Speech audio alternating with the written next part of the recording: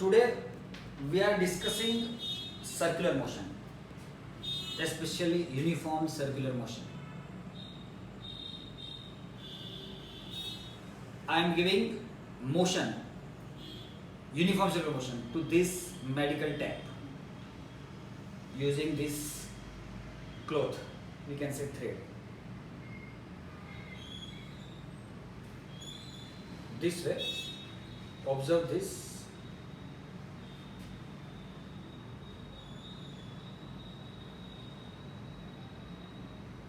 The speed is almost constant.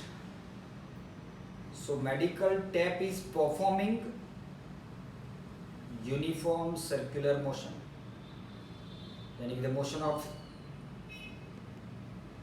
this body is on a circular path with constant speed.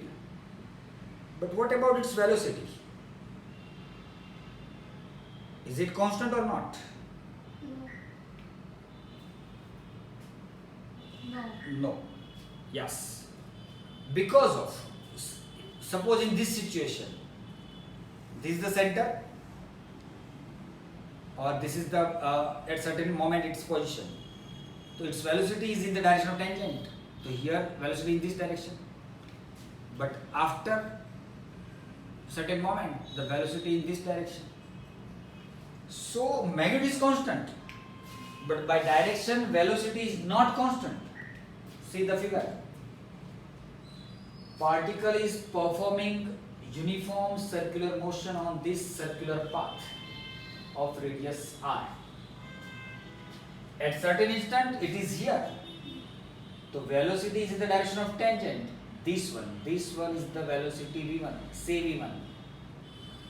After a short while, it reaches to point q. But at that moment, the velocity is in this direction. These two vectors are having same length, we have considered, because of the speed is constant. But at time t, the velocity is in this direction, or at time t plus delta t, it is in this direction. So direction changes.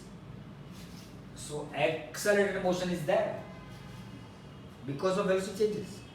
Now we want to find this acceleration, but acceleration is vector quantity. Agree? Yes. So we want to find direction as well as magnitude. But by common sense, suppose I am performing uniform circular motion. I am giving uniform circular motion to this medical tap. Suppose its speed is constant, but every time, at every moment, every instant, this thread applies force on this medical tap, and this thread applies force to this medical tap in the direction of lengthwise. It can accept force lengthwise only. So at any instant, suppose it is here, the force is in this direction. Suppose it is here, force is in this direction. That is towards center. And we know that F equal to ma. Yes. So the direction of force, it is the direction of acceleration because of F equal to ma. And mass is scalar quantity. So direction of force, it is the direction of acceleration also. Now, using geometry,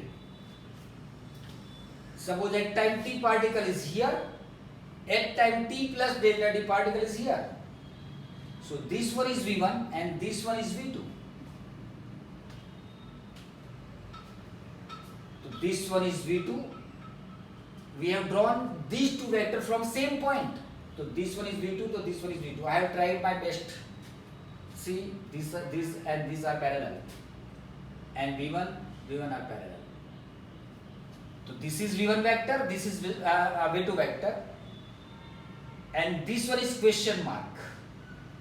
So from the triangle law for vector addition, v1 plus question mark vector equal to v2 vector. So v1 plus question mark equal to v2. So question mark vector is v2 minus v1. And v2 is final velocity in our time interval. Yes. This is initial velocity. So it must be change in velocity, delta v. So delta v is a vector quantity and it is in this direction. But we have taken this path from P to Q. So the average acceleration, for average acceleration, we have to put this vector at midpoint of this chord, midpoint of this arc. So it suggests average acceleration in our time interval is towards center. Okay? But if we take very small time interval, this is the photograph at time t. But after a very short while, delta t is very small, very small. So the second position may be here because we have taken smaller time interval. This time initial velocity is v1 as it is, but the final velocity is not v2. Now this final velocity is slightly slanted v2 dash, say v2 dash. So in this time interval, if we find delta v, so again v2 dash is this one is v2 dash, and v1, this one is v1. So if we consider this vector, double question mark. So from triangle law for vector addition, v1 plus double question mark equal to v2 dash. So double question mark is v2 dash minus v1. So it is also change in velocity in our time interval. Now the time interval is very small. So we can say delta v dash. But it is very small. If we take very small time interval, infinitesimally small time interval, then we can say dv, microscopical change.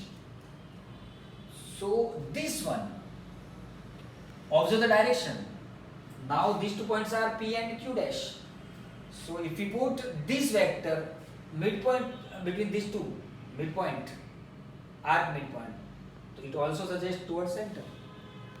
So geometry also suggests instantaneous acceleration is also towards center. So force must be in the direction of center at every instant of time. Now consider these two triangles OPQ. This one is the R1, initial position vector at time t. This is R2, position vector of the particle at time t plus delta t. So this must be a vector connecting initial position to final position is called displacement vector. So it is delta R, displacement. When it is here, the velocity is in this direction. When it is here, velocity in this direction. So for this, consider this triangle. V1, V2 and delta V. If angle between R1 and R2 is theta, then angle between V1 and V2 is also theta. Because of R1 is rotated by 90 degree angle, R2 is also rotated by 90 degree angle. Both the branches are rotated in the same direction, by same angle. So angle between them remains same. So this one is theta, then this one is theta. Here we have considered uniform circular motion, that is speed is constant. So mod V1 equal to mod V2 equal to V, which is the speed of the particle, we can take. And this is the circular path. So as a position vector, R1 and R2 are different, but by magnitude they are radii of the same circle. So mod of R1 equal to mod of R2 equal to R. So these two sides are equal because speed is same, angle, this angle same, these two sides are also equal. So by SAS postulate, side, angle, side, these two triangle O dash, P dash, Q dash and triangle OPQ, similar. And we know that in similar triangles, sides are in same proportion, ratio remains same. So this delta V by V, we are considering magnitude only. So delta V by V equal to delta R by R. By subjecting delta V, we get V by R into delta R. Okay? But if we take very small time interval, so considering this triangle and this triangle. It's very small.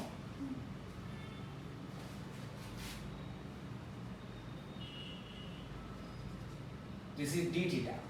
So this is also d theta. So under limiting condition, that is delta t tends to 0, we have taken infinitesimally small time interval. So this delta v converts dv. V by r remains same. V is the speed of the particle. And speed remains same. And if we consider very small time interval, then displacement vector and distance overlap each other almost. So by magnitude they are same. Same. Almost. But if you consider very small time interval, then displacement and distance remain same. Same. So this is the speed of the particle. dv is v by r into dr, dividing both the sides by dt. So dv by dt equal to v by r into dr by dt. But dr by dt is speed. Speed is constant. And it is v. So a is v by r into v. So a is v square by r. By magnitude, the acceleration is v square by r.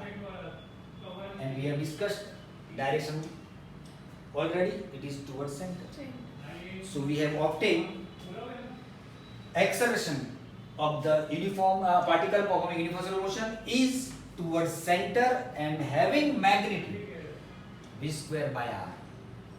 It is called center seeking acceleration because it always remains towards center. It always remains toward center if a particle is performing uniform circular motion.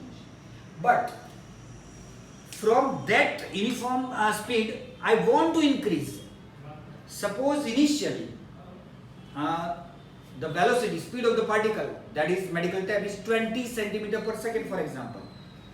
Okay, but from that speed I want to increase up to 30. So for this, observe my